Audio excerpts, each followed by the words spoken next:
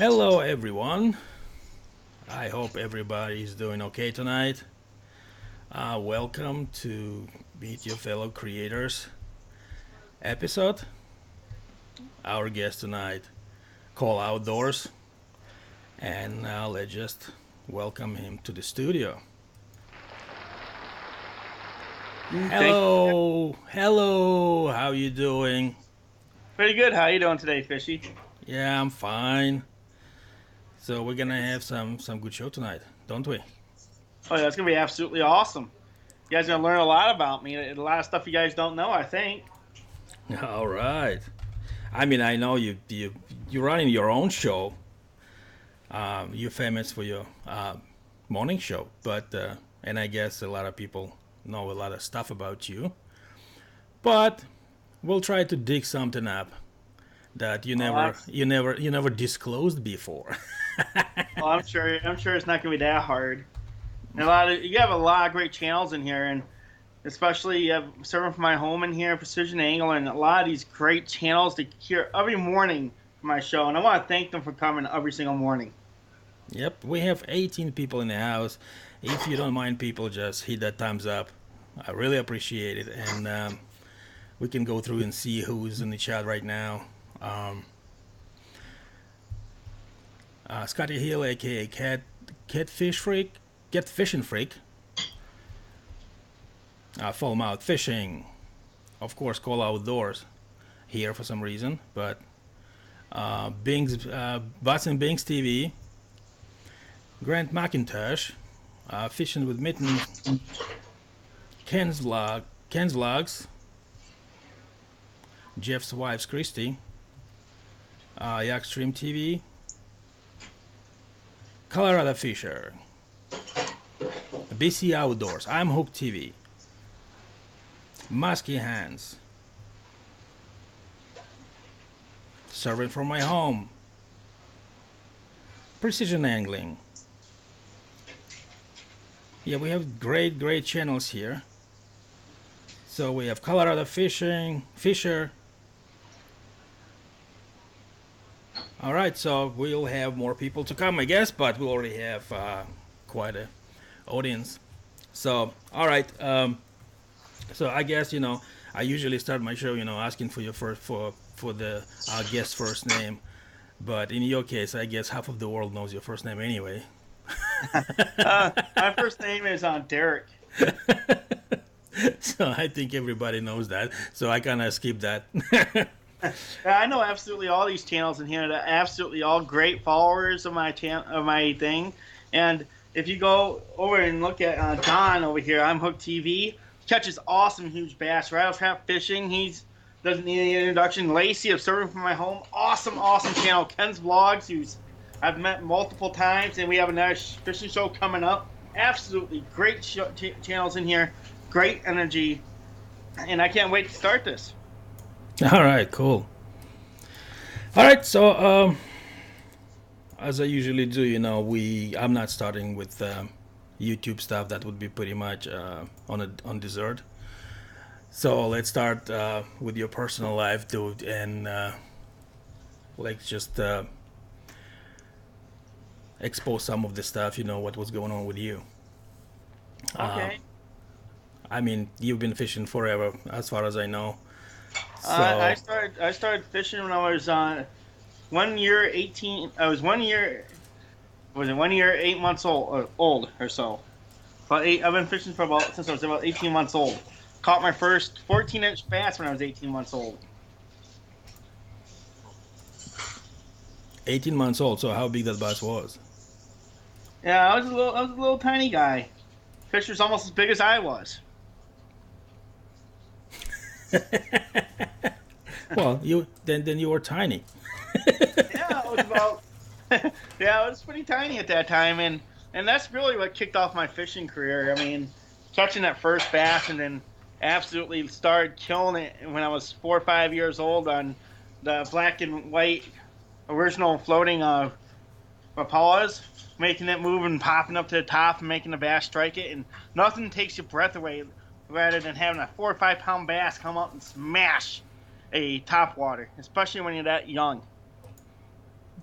Yeah. Actually, there is something I can show for our audience here. So I mean, we're gonna run a little bit ahead. I mean, there are some slideshow I wanted to show. I mean, certain things we probably wouldn't talk about yet, but there Oh, are we can some. talk about anything. I'm an open book. Right. So there are some pictures here, that we going to talk about. So let's just put it out there. And yeah, one of the pictures actually was showing you how tiny you were when you were fishing, right?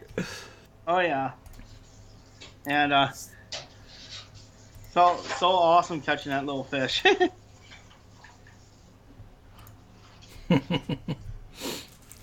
Yeah. Okay. So while it's running there, I mean, you can run through that. I mean, there are some pictures, you being in service.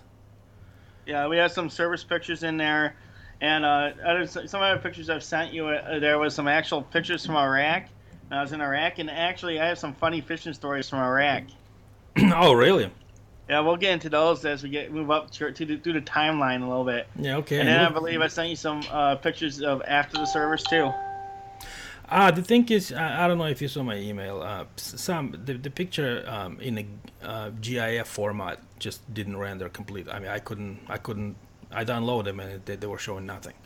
I don't know what happened there, with Gmail or something, but That's weird. yeah, they That's, they they weren't usable. I couldn't even open them to see what's in them. But hmm. impact pictures went through fine. But I mean, you can talk about. I mean, you can start talk about what we're showing here. Oh, okay. I have to go find out what you're showing. Oh, okay. That is my daughter. That is my 8-year-old daughter that I don't think anyone's really seen. This right here is a dust storm. When I first landed in Kuwait to go into Iraq, and that dust storm was like the first time I've ever felt something like that. That was had 100-mile-per-hour winds, and it was so thick you couldn't see the hand in front of your nose. That is at my grandpa Bud's house, and I used to be fishing just down in the lake down over the hill there. And that is a picture after I got hit with an IED. I had head and back injuries. And that is me sitting in the woods waiting for a deer with my dart and demon. And another picture of an injury I took in, I think that one was in Afghanistan. All right. And Yeah. then my service picture, which that was right after I got out of basic training. And we're back to my daughter. So you guys they've never met my daughter. That's my 8-year-old daughter, which they've never met. And there's tiny you in there, Yeah. right? In the porch of the house. There's a couple pictures of me in there, but a lot of times the pictures of me. See, you find out you take pictures of what really matters to you, and really, I don't take very many pictures of me. Me being on film is completely strange. And also in that picture with me, that's me in the porch and a shirt, shorts on, and those are my two little brothers in there. Really, How old were you at that time? probably 7. 7. I'm like Okay. that's 7, 5, and 4. All right. So um, let's back up a bit then. Let's start. From those days uh, of your youth and everything. So Oh, okay. okay. So I mean, you went to school, right? Where do you go to? Where did you go to school? I mean, where do you live now? And I mean, have you moved or you were still there? I'm kind of still in the same area as where I went to school. I graduated from Oscoda area schools in 2001, but I went to the elementary school there. I was a standout soccer player. I was all state, all American. I played college and professional soccer for a couple years. But back in those days, I was back 7, 8 years old. We had a 3.5, 4 acre pond in the backyard. Used to be fishing there every single day. We had a creek that ran in the backyard. I'd go down there. I'd use my fly rod, catch fish and fish and fish. And that's all I ever did was fish and hunt. And I've been doing that since I was real young. All right, and So after high school, I guess, right? Yes. So what After happened? What happened then? after high school, I went to I got my full ride soccer scholarship to Northern Michigan University. I played soccer there for 4 years. Studied history, economics, and business management. And I got bachelor's degrees in all those in about 5 years. And then after I got my bachelor's degrees, I went to East Tennessee State University. And at the same time, I played for the Chicago Fire. So I had a little bit of a commute there. But the Chicago Fire only practiced 3-4 days a week. It hadn't really became big yet. And on top of that, to help support myself, even playing professionally, playing soccer, I was coaching East Tennessee State University. I was coaching their girls goaltenders and defense, and I got my master's degree in history in 2007, 2009, something like that. And after that, I joined the Army. Yeah, so you're a handful, aren't you? A little bit. All over the board. So it looks like you've tried everything. A little bit. I have a background in marketing. I understand how to market yourself and how to grow yourself from barely anything to nothing, from nothing to having a lot. And I understand a lot of the games that I played. All right, that's cool. And then you end up in military. So how did that happen? I decided I wanted to join the service and I wanted to do a service to my country, and I absolutely love this country and was willing to die for it. And I went to Fort Bragg actually I started out in Fort Benning. In Fort Benning, I was 11 Bravo, and from there I graduated basic and went straight to Ranger School. I did Ranger School, then went to selection, and then I made it all the way through selection, and then went back to being 11 Bravo because they couldn't find me any slots in the Special Forces unit. And I was stationed at Fort Bliss, and while at Fort Bliss, I got selected to go to their Special Task Force Assassin, and from there I went all over the world. I've been to multiple continents. I've been attached to anything from MP units to artillery to actual infantry units. I did some very dirty jobs that needed to be done. Oh, that's what you are. And it looks like you've been aiming high there. What, to the special forces? I went through selection. I finished selection. Mm.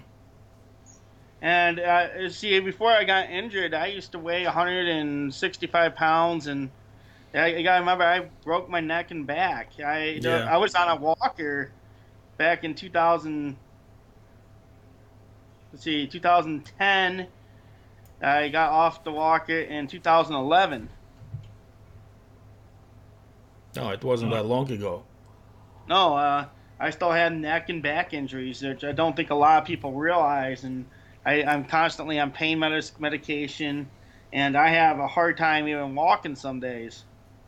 Yeah, well, yeah. Thank you for your service, Derek. I mean, yeah, this country. I mean, only 1% get to serve and get that privilege.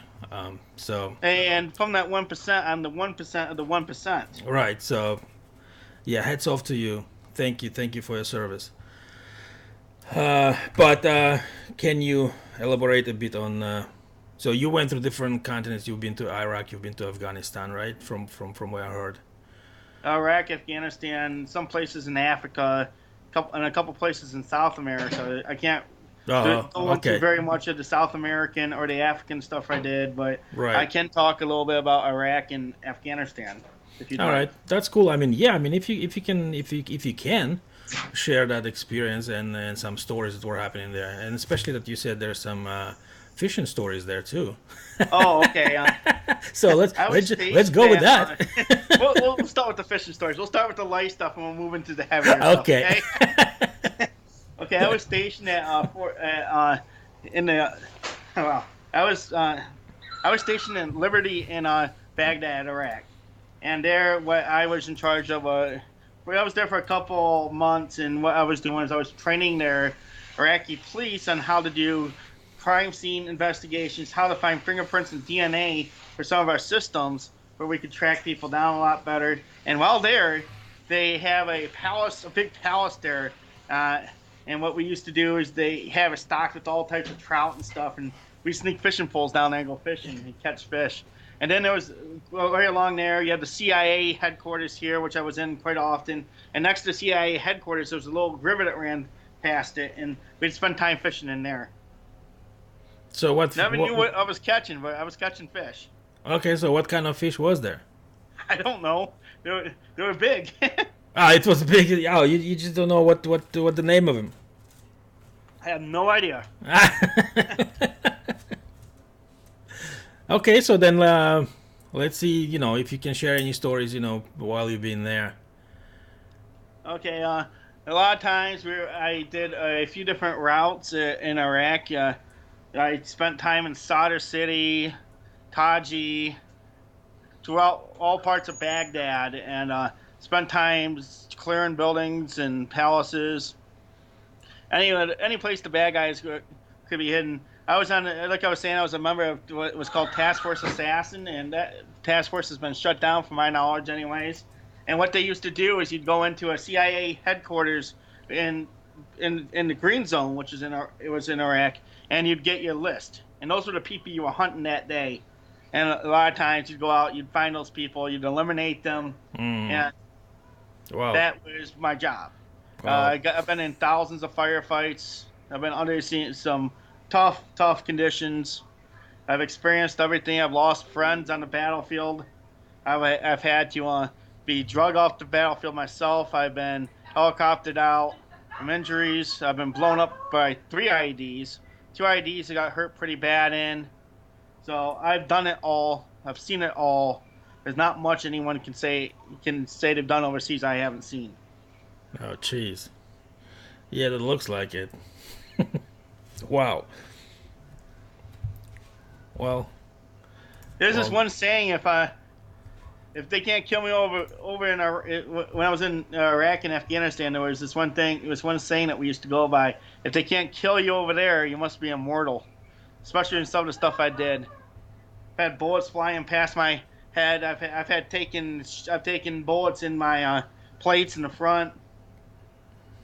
Yeah. Oh well, I mean. And then going into Afghanistan, I was stationed in the Cornwall Valley, right on the border with Pakistan. And some of the stuff that I can't talk about there, I can probably talk a little bit about what we did inside Afghanistan, but the other place we did in Pakistan is pretty sensitive. So, and what we used to do there is we'd actually we'd have drones flying overhead, and we'd be intercepting people who were trying to sneak in. And although I think a lot of people had the misconception, especially in Iraq, the Iraqis absolutely loved us there. Most of the people you actually fought were people who were trying to sneak in across the border from Lebanon and especially Iran. Anyone who doesn't think Iran's isn't our worst enemy is only fooling themselves. They train people to send them to fight us on other soils. Well, I remember that time, when I was in Soviet Union and when Iraq was going against Iran.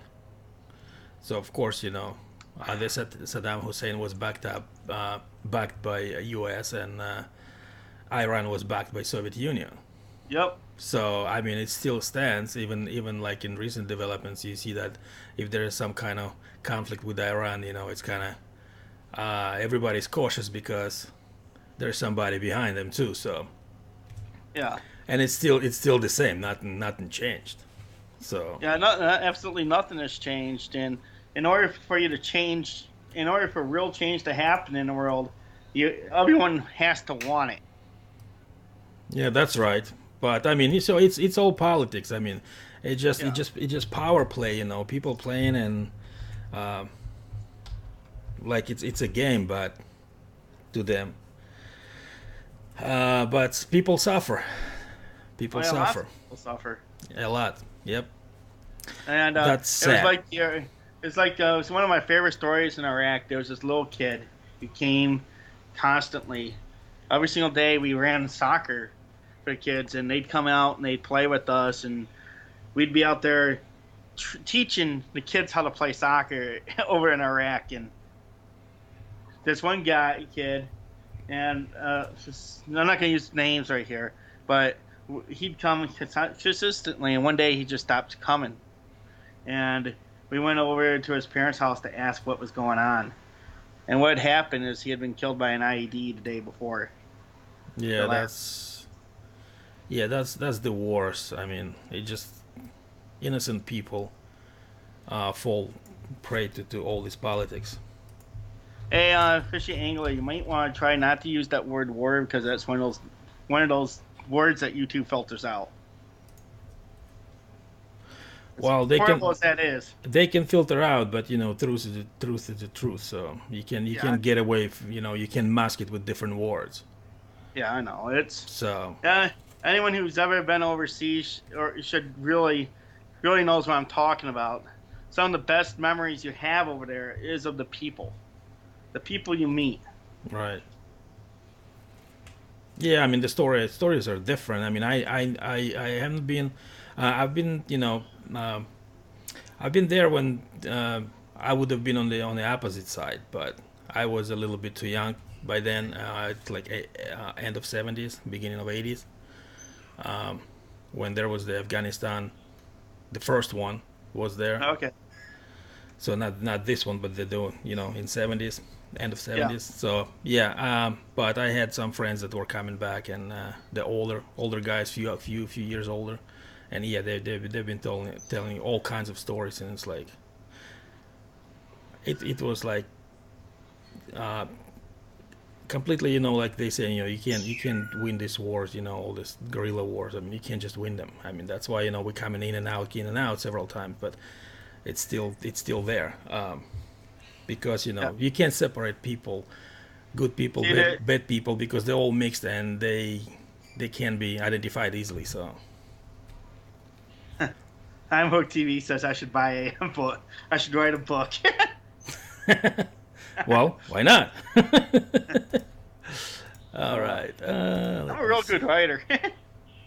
Maybe someday, but I don't believe my story's over yet. And there was at one point in time when before I got injured, there was a good chance that after the service I was going to be a professional fisherman. Okay, so let's just talk about that.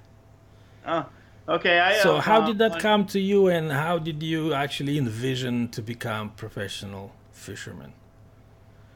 well, back in 2011, I won a string of some of the biggest armed forces tournaments in the country. Okay, I so it won. wasn't just a spontaneous. You kind of already been fishing, and you kind of got taste of it, so you know what it is. Oh, I've Uh, been tournament fishing since I was 16. all right, so how many you've been into? How many have I been in? Yeah, Hundreds. hundreds. Oh, I've been in jeez. hundreds of tournaments. And I'm thinking, how can I start? How can I join and participate in a tournament here If I somewhere? was you, I would look, if you don't have no experience, look for some of the small local clubs and go there and get a taste of what it's like there, and then move up. Move Well, up yeah, to yeah. the I'm not. next Yeah, level, I'm and then not the talking next like. level. Yeah, I understand. I'm not talking about the national and all that. So of course, if I will try, because I have the tiny kayak, so I probably will enter. There's a Delaware, uh, KBF. KBF. Yeah, so I can go there. They do several a year. So Yeah, I'm actually joining the KBF myself, and my plans is to be on the internationals next year. next year, wow. All right, all right. I get to this year, and then my plans to go. Was it in March of next year? Fish the nationals. All right, so then you need to get equipment, video, and all that stuff, and Oh just get it yeah. and get it ready and record all of it. Oh yeah. There's a lot of stuff you have to do, and All right. I'm constantly working on that. But I have all the gear that I need. I have a whole house that's full of fishing tackle. Well, I'm sure you do.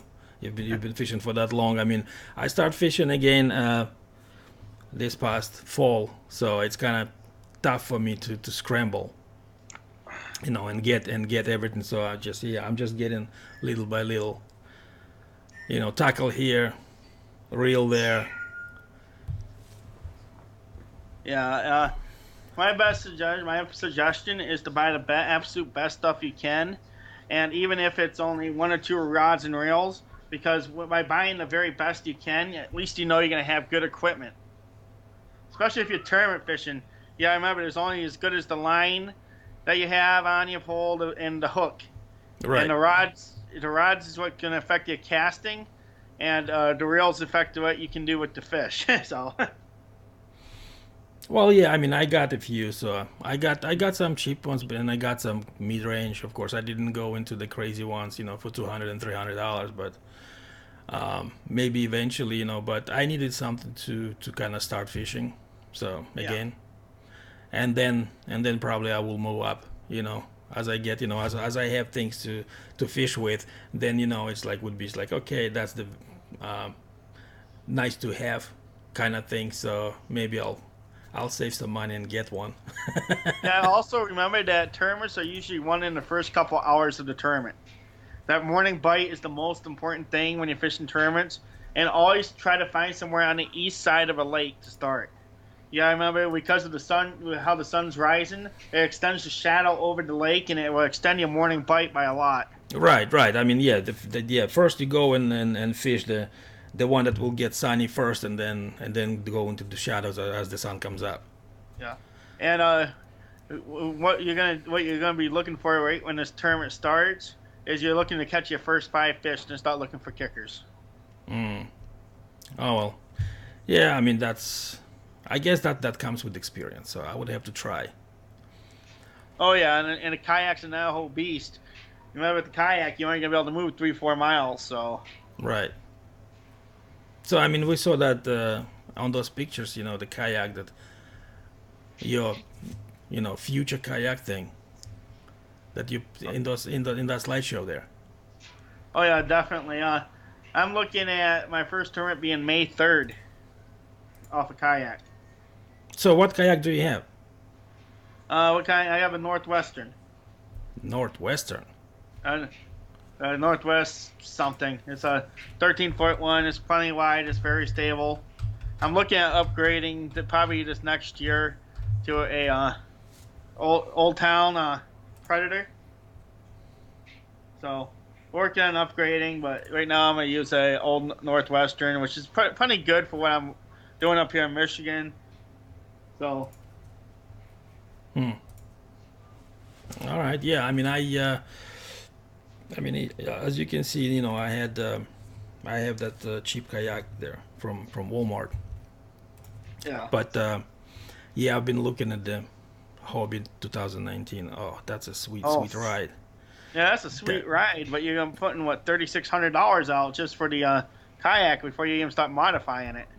no, actually, it's 27, and Okay. it pretty much already has all the upgrades. Well, besides like the fish finder and all those Yeah. things, kind of.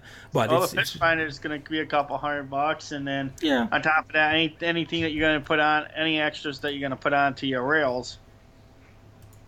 Right. So yeah, I'm still looking at the uh, Garmin Striker Plus 4. I'm looking at that one. Yeah. The old towns are really really nice. Actually, I came across one nice Lawrence, but and the picture is great, and they're saying it's pretty much equivalent to Garmin Striker in terms of even the Garmin Striker Clearview. So they said it's even better than that in quality, but in the screen and everything.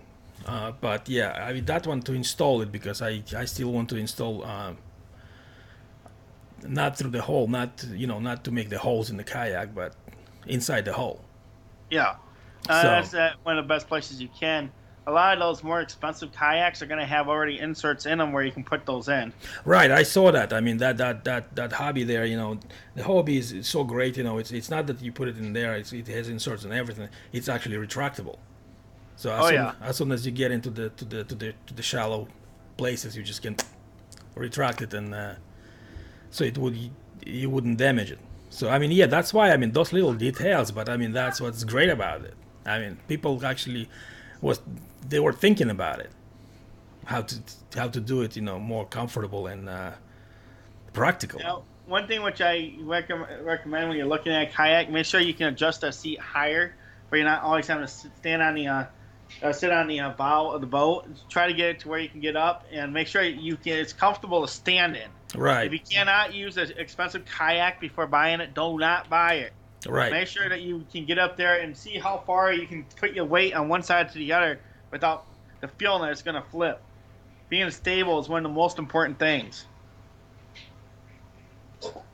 Jimani Strong Outdoor, the old float tube. Well, yeah, I mean, you're not gonna drown with that one. You won't be able to stand, but you're not gonna drown. All right. I'm just monitoring the chat here. Looks like people just chatting away with each other, having a good time. I don't see any questions or anything. And they're not asking very many questions at all. Yeah, I hope people would ask some questions. People, come on. Do you have questions for Derek? Do it. I'm Do it now. now. All the time, and they I think most of these people know me so well that. Yeah, they know everything about you, huh? All right.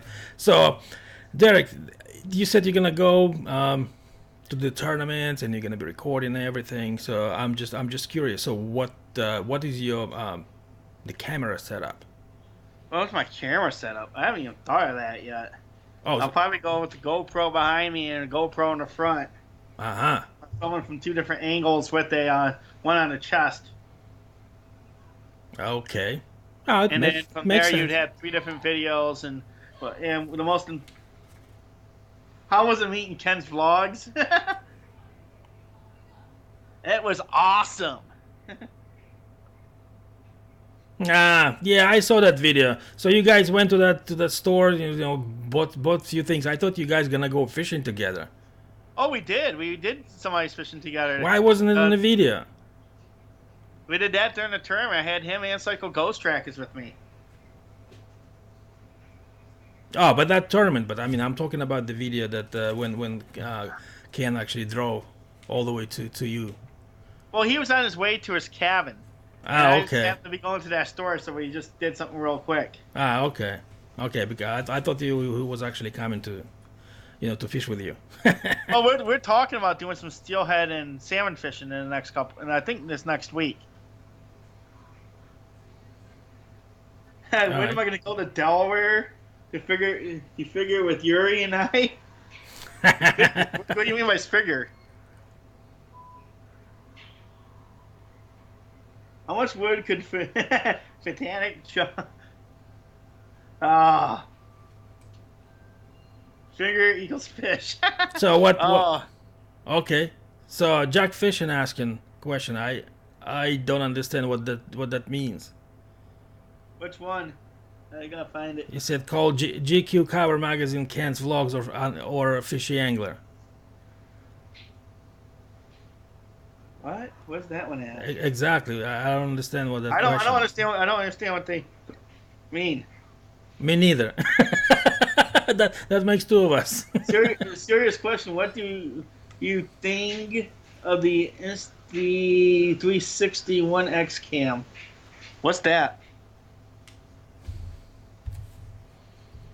Am I supposed to know what that is?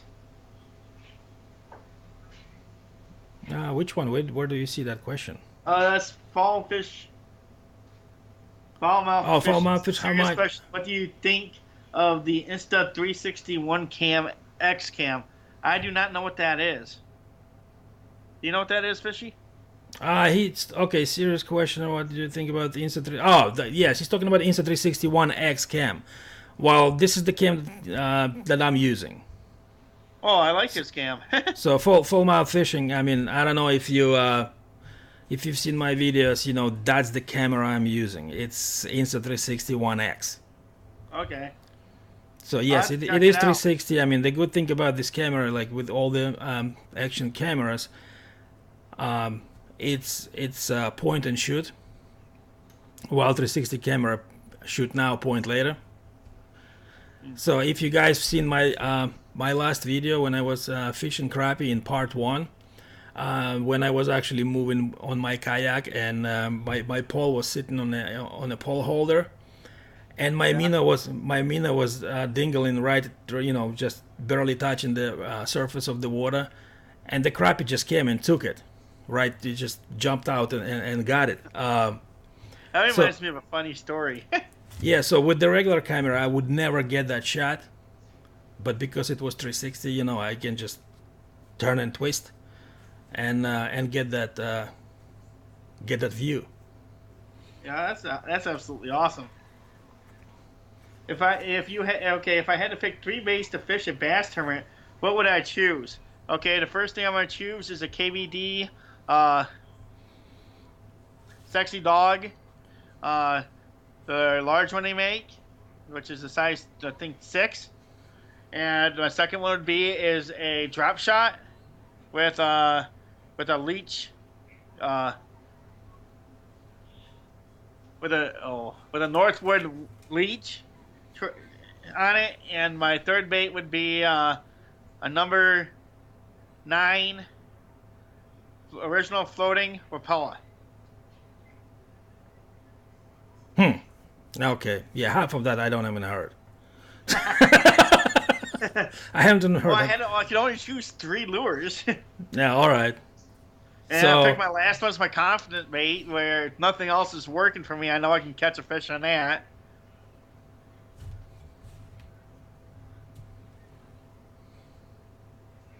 Open my wallet on that fish.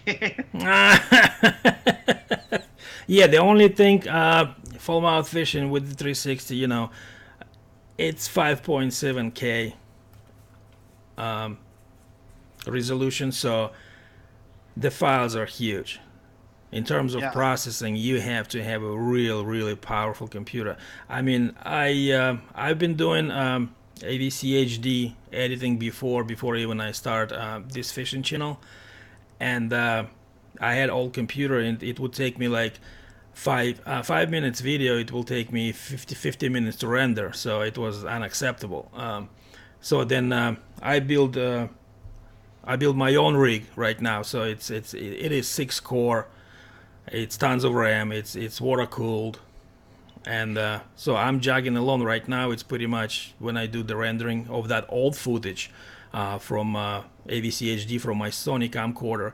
It was pretty much came 1 to 1. It's like 1 minute to 1 minute to render. But when I got the Insta360X, even my computer, it takes time to process it. And plus, dealing with that footage, because it's in a proprietary format, you have to convert it first to MP4. So there's extra steps to do before you actually get to your editing software, so you can import that footage and start actually cutting and editing. So it's much more work. I mean, I mean, I have GoPro, right, too. So from the GoPro, I just dump it on the computer. It's like peanuts on my computer. It's just processing, like blink, blink, blink, blink, blink, blink, and it's all done. But with that one, that is a monster. Oh yeah. So just keep it in mind. If you would want that, you have to have a powerful computer, because I know some people have Macs, and even though they're the latest and they're the most powerful they are, but people struggling with the footage from Insta360X. So just bear that in mind. What was True North's question? Did I Uh, miss something? True North. He says that was my question. Yeah, that is one question. But what was it? Ah, he was. They talking among each other, nudes or dudes, jogs. So they're just, yeah. Oh, officiating a question for Cole. How long do you stay on a spot or fish a bait before you find another spot or change baits? Well, I'm Hook TV. That's a tricky question. If I'm fishing a certain area and I know that the fish are going to be there, and it all comes down to pre-fishing, and I will fish the same area multiple times from multiple angles with the same bait before I change it out. Because sometimes it's just you need to hit the angle just right. But imagine if I'm fishing blind. If I'm fishing blind, I might have 40 poles out on my deck and constantly changing till I figure out what's working. But if I'm fishing a tournament and I've already done my pre-fishing correctly, I'm not switching my baits very often.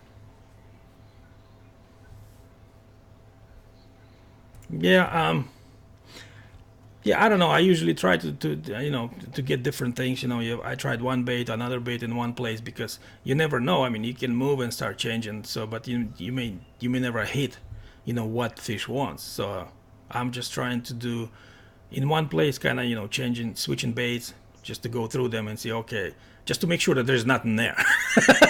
Oh yeah, but the reason why I have a different lure type. When I'm doing my pre-fishing, that's when I'm figuring out what the fish are going to be biting on. A lot of times I'm doing my pre-fishing the day before the tournament. Right. I mean, it's normally that's what it happens, right? Yeah. People come before, day before, 2 days before, pre-fish just to see what's going on, Yes. what it bites. But yeah, I mean, but sometimes it's gonna be useless too, right? Because one day it's gonna be slamming on something, the next day it's gonna be just dead, nothing happens at all. Yeah. And yes, bent rods, bass, and yes, 40 rods. I'll have every single one of my rods on the deck of the boat I own. All right. So, Derek, what is your favorite rod, or if it's not rod, maybe combo rod and reel? It depends on what I'm doing, Well, I mean, I'm not honestly. talking about the power and action. I'm talking about, how it is. Sometimes it doesn't matter what you fish for. I mean, of course, it depends, where you're fishing and how you're fishing. It will affect, what rods you'll be using. But I'm talking about like sometimes like when you take the fishing pole into your hands and it's like you feel it. Yeah, this is right. Okay, since I used to be sponsored by RB Garcia, RB Garcia rods are my absolute favorite, along especially at the Revels. I have lots of those, and I used to be giving those like candy when I was Which one? sponsored. Which one? RB Garcia Yeah, Revel but model. What was the model? or the Revel. Oh, okay. Yeah, because I have Abu Garcia Veritas. So and that is the awesome rod. I mean, I really like it. I mean, I don't have expensive rods, like $200-300 rod. I mean, if I would try some of those, I would say yeah, they are great. But I haven't even have a chance to play with them. Well, if you're getting the right Garcia, you're paying $250-300 a piece for him. Oh, so this is what. They're the very high end for them. Yep, bent Oh, rod, yeah, the oh, Revel. that's Vendetta, right? Yeah. Okay, because I mean I've seen three different. So there was that Well, the ver- right the now ver- they have the if you go like to Walmart or that they have the Black Max, which I think goes for $50 or 30 some bucks, and then but you can step up to a silver there, and that's 65. So it depends on what level you're going at, but oh, but you're talking Revel about you'll be reels. yes. Ah, okay. Well, I was talking about rods. So okay, Oh, rods, yeah, say Crocs. yeah. Of course. Uh huh. What 350, 400, $500? On 175 to 200 bucks. Ah, so on the lower end. Okay, So of if you're of paying their the production. if you're paying the $350, go buy a custom rod. well, but then the custom rod, you don't know what you're gonna get, right? Yeah, then it's all measured up to your body and it's exactly what you want. Hmm.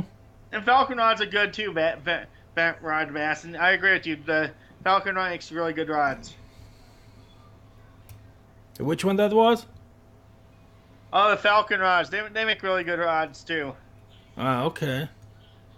Well, yeah. I mean, you see, I mean, I came back into this world, fishing world, 5 months ago, and it's like, I mean, I didn't know much. I mean, when I came here, I haven't fished with these fancy rods and all this stuff. But I mean, I had some some cheaper rods, that did the work for me. I've been doing a bit of saltwater fishing before, so. But when I come here to Delaware, I start, last year, and it's like, yeah, the whole world, like, it's all brand new. I need to discover everything, all the Oh yeah, rods, all the I rods, totally. all the reels, and plus to that, I wanted to fish for bass, but I never fished for bass before, so I mean, I had to figure out everything, what lures, baits, everything. Yeah, and one thing what you can absolutely do is you gotta keep in mind that when you're looking at rods, not all rods are the same, and for based on person's height and that, you really need to hold each rod and be able to figure out how it feels in your hand. Right, but that's what I said. Sometimes, like, yeah, that's what I said. What rod do you like? Because some rods, once you take it in your hand, and it's like it feels right. Oh yeah. So in Well, term one in thing, terms of weight and and the balance and yeah, one thing which I think I'm gonna have a problem with the kayak. I only can take so much tackle. well, of course, if you go on a boat or yeah, you can grab the whole pile of them, but on a kayak, Well, yeah, you're limited. when you're fishing a kayak tournament, you only can take what you put in your kayak. So probably 6 or 7 rods and whatever fits in your milk crate. Well, geez, because yeah, I have the milk crate right now, and I have 3 rod holders, and now that you have a bit more, I got fifth rod now, so it's like, okay, I need to mount another uh, rod holder on the other side of the milk crate. Oh yeah, and eventually when it looks, you got like 3 on each side, all the way around. You have 9. I think that's the most I've seen. Yeah. All right. All right, let's see. People just chatting away, having fun, joking with each other. That's great. And then don't forget to hit that thumbs up, guys. Really appreciate it. Well, open book, guys. If you guys have any questions, Yeah, you can go ask ahead, me. guys. If you have a questions, just fire them away. So, and while people maybe or may not come up with the questions, can you tell me what are your PBs? My personal best, largemouth bass is 11 pounds 8 ounces, and Oh, smallmouth bass is 8 pounds 9 ounces. oh, that's great. Do you record any PBs like other species, pikes and I don't know. I've caught in pike. walleyes?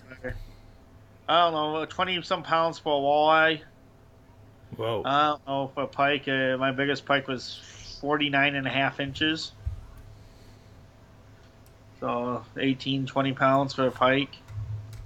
Mm, Something like that. cool. Let's see. Yeah, some personal best. That my personal best rock bass was like almost 3 pounds. It was 16 inches long. Mm. Yeah, I mean, I'm looking I'm looking to break my PB. My PB is way smaller, and especially here in Delaware, like you said, 11 pounds and 8 ounces, right? I mean, we Well, have I've, like I've, we I've have fished all over the country. I've fished in the right. south and I've fished in the north, but my biggest smallmouth, my 8 pound smallmouth, came out of a lake up here in Michigan. Yeah. Well, I mean, in the south you can get some hogs, but here, Yeah, I mean, those are mostly largemouth. yeah, I've been fishing largemouth here. I mean, I don't even know if any places that I can go find smallmouth bass here. I don't know. I'm gonna talk with Jim, and maybe Jim knows. Jim on Strong Outdoors. So maybe he'll steer me in the right direction because here, yeah, we have state uh, record 11.5 pounds. So Yeah. I mean, Well, and my I personal was PB fishing. I is was fishing next to the guy that was it last year that caught the Michigan State record smallmouth at just under 10 pounds, and there was a bigger smallmouth with that when I almost hooked. mm, yeah, that's cool. Yeah, my personal best is really small, so I have nothing to brag about. It was 3 pounds and 15 ounces. So that's my so far. In this 4 or 5 months that I've been fishing. I mean, actually, I fished a couple of months because then winter came and there you go. But I'm looking forward to break it this spring. So, and you know what? I'm looking at breaking my personal best every single time I'm on the water. Well, yeah, I mean, you do it, yeah, of course, but in the winter you cannot do much, right? It's one thing, and the thing is, this is one thing I want to show to people, and show you, and I have a question to ask. I mean, when you're editing your video, what program are you using to edit them? Oh, right now I'm using Hit Film, but I'm about to get something that's a lot better as soon as Cycle Ghost Trackers comes back up. Okay, because the thing is, I just wanted to show this video kind of, it was really interesting. I mean, when I saw that, it's like, okay, that's really kind of interesting, but when I look at the footage, that footage had 6 frames per second. Yeah, I'm setting up my tip-ups right now.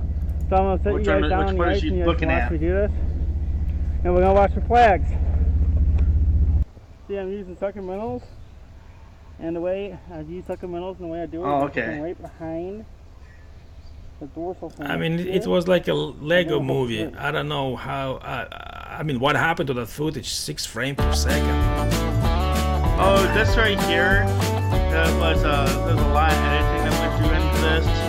And I custom typed during this turn right here. I just stay here. We noticed I'm in shorts and t-shirts, and it's like about, I think it was like 0 outside. It was really, really cold. We have our first flag, guys. And that ice I was walking on was about 2.5 inches thick. Let's go see what we caught. If I hit that spud in that spot twice, it went all the way through the ice. There it goes, guys. There's our first pike. First pike of the year. The spot I wanted to fish was about 300 yards upriver, but it was totally, completely unsafe in this video. Dick, is that pike good? Pepper? Yeah, I think he's going to go 24 all day long. He might go 30. I mean, this video could have been great if it would, I don't know, where did you lose 25 frames per second? No idea. It only says 6 left. I mean, it's a nice pike there. Yeah, that pike right there, I think was 26 inches long. Yeah, 28 inches long, something like that. Yeah, it was great pike. I mean, the video would be great, but well, I don't know. When I looked, it's like, I don't know what's going on there. And when I started looking at the footage, and it's like, okay, it's only 6 frames per second. I mean, I didn't even realize how you can make that. Well, kind of putting everything in slow motion. Yeah, but the whole video is there. It's like, you went ice fishing in shorts? Yeah, I went ice fishing in shorts. It's like, I mean, what? I don't understand even how you would think it's, and especially you said it was like 0. Here's the thing, the ice is so thin that I was scared I was going to fall through that day. Oh, so you decided to leave. If I was wearing heavy clothes out there fishing and went through that ice, it gets waterlogged and I'd be dead. In shorts and a t-shirt, I have a fighting chance. Yeah, the fighting chance not to go on that thin of an ice. I would rather do that. And that water I was walking over there was about 8 to 10 feet deep. That's why, you know what happened here in Delaware through the whole winter. We had only 1 week, like not even a whole week. We had like 3 or 4 days that went down like 15 degrees, 10 degrees. So our lakes got frozen literally like 2.5 inches. And when I went to the ice just to see, I didn't go fishing or anything. I mean, I was just driving by, and I just stopped by to see what's going on there. And I just started walking on the ice, and I walked like 15, 20 feet, and the ice cracked under my feet. I just ran like a maniac back, and that was my fishing. That's it. No, I'm not going. I'm not going in shorts, or maybe without underpants, or no, I'm not going there. Well, here's the thing. What you don't see in that video is when I wasn't chasing flags, I was sitting up in a running car. Yeah, I didn't show that in the video, but yeah, in your video I saw you pretty much were sitting in the car, and from the car you were watching the flags when they go up, and then just run and get him. Well, that was smart, at least. I mean, yeah, because you wouldn't be able to sit there for a few hours, in your shorts. Oh, you'd be surprised at what I can do. Well, I mean, actually looking at you and what you've been and what you've been doing, I believe it. I'll tell you one thing right now. Discomfort is a state of mind. If you can psychologically put yourself into areas where you don't feel pain, if you really can focus your mind. Well, yeah, I mean, it's not new concept, but still, when it's cold and your teeth is clacking. It's not that easy. What you have to worry about is frostbite at that point. Yeah, I know what it is, because I actually worked in Siberia in -40, so I know what it is. Oh yeah, we had every time I really wanted to go fishing this year, there just wasn't enough ice, and then all of a sudden we hit that -50 and it got too much ice. Yeah. There was no happy medium this year. Yeah, but I mean, we didn't get any. I mean, that one time we had 2.5 inches, and then next week it got warm and it was gone. And I actually was fishing for bass, on the Wyoming lake there, and I caught like 2-pounder there, and the ice was gone. So, and the next weekend after that, I was fishing crappie out of the kayak. Yeah, Ken's vlogs just said when we met he had shorts on. Yeah, I wear shorts all the time. So yeah, I guess you're not stranger to that. No. Regardless, because I've seen some people, even like I go to work and it's winter, and people just in shorts. I mean, they have a heavy coat, but still in shorts, and it's like I just don't get it. Well, it's what you can. It's just a state of mind. If you think you're cold, you're gonna be cold. Well, I mean, it helps, but still, at some point, even your state of mind wouldn't help. Yeah. Well, the only reason I was in shorts in that video was because the ice was so thin. Right. So you want to be a lightweight. Well, on the ice. Have you ever fallen through the ice? Yeah, if you would fall through the ice, but I mean, it's not gonna be dragging you as much, but still, it's not gonna be easy anyway. Yeah. Well, the one thing, if you ever fall through the ice, the first recommendation I have for you is keep your cool. Do not panic. Exactly. Don't go swimming the second you go through, because when you fall through, you go down and you go under. Settle down, look up. Yeah, look up, find that hole, and come back. Yep. Don't go swimming like a madman. That's right.